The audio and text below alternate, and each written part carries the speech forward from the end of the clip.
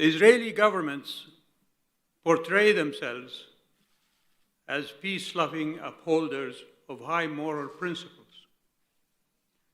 And yet,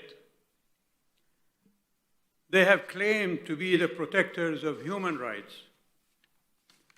And yet, they proclaim that they are the only democratic country in the Middle East.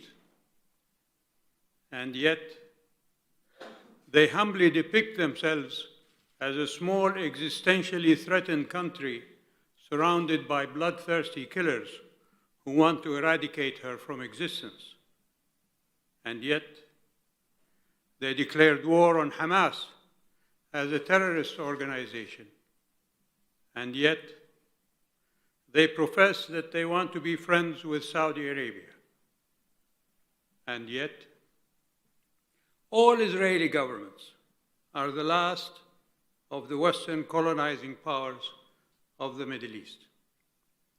From the time of the Balfour Declaration, they have forcibly evicted the inhabitants of Palestine after the 1948 war, as they burned the villages of the Palestinians to the ground.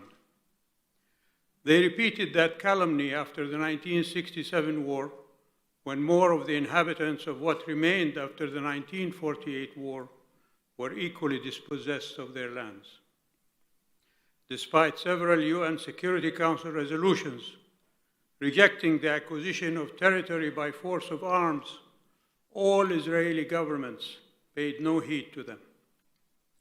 They continued to colonize more territory of the lands they occupied in 1967 against the Geneva Conventions that prohibit the change of the status of occupied territories. While doing that, they built a wall, the apartheid wall, to prevent the inhabitants of the lands they colonized from returning to their stolen properties. The International Court of Justice issued a ruling that the wall is illegal. They ignored that ruling.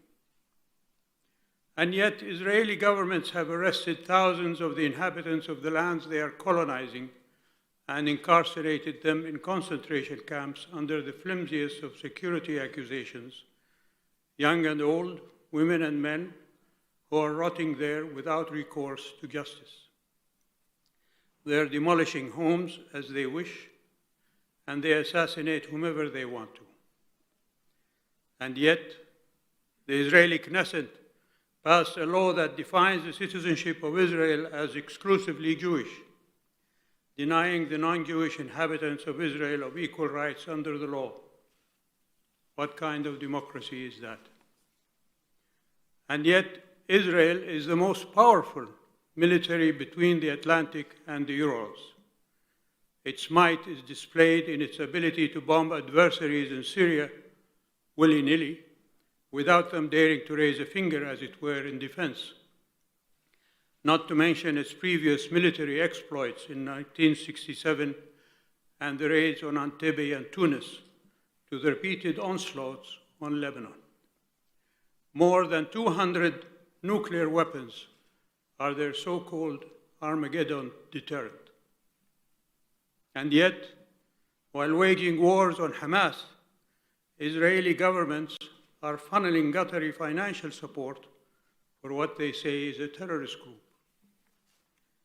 And yet, proffering friendship to the Kingdom of Saudi Arabia has not stopped the successive Israeli governments from unleashing their political minions and their media hounds from all countries to denigrate and demonize Saudi Arabia. And yet, it is Israel that has occupied neighboring Arab lands, not the reverse. What the Arabs have waged since 2002 is the Arab Peace Initiative. I repeat, peace initiative, which all Israeli governments rejected at every turn. We heard from Minister Zayani that the initiative is the policy of all Arab countries, including the ones who made peace with Israel. He also called on the Israeli government to build on the recent peace accords to achieve the comprehensive peace we all seek. The Arab Peace Initiative is also the policy of all of the 57 members of the Organization of Islamic Cooperation.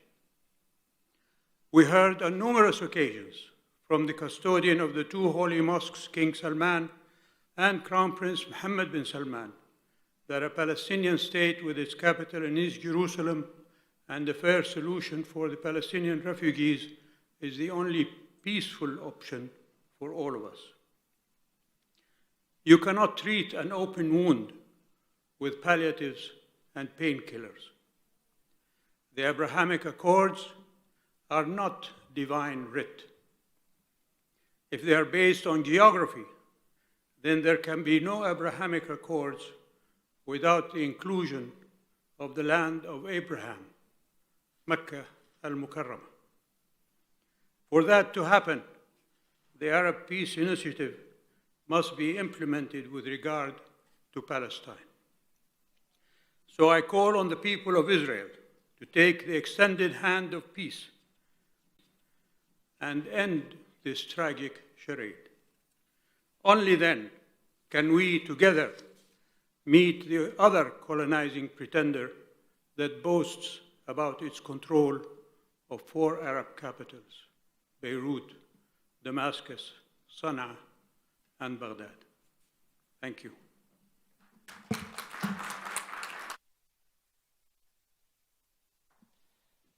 Thank you very much, Your Royal Highness. And I now invite the Foreign Minister of Israel to address the 16th Manama Dialogue. Gabi Ashkenazi.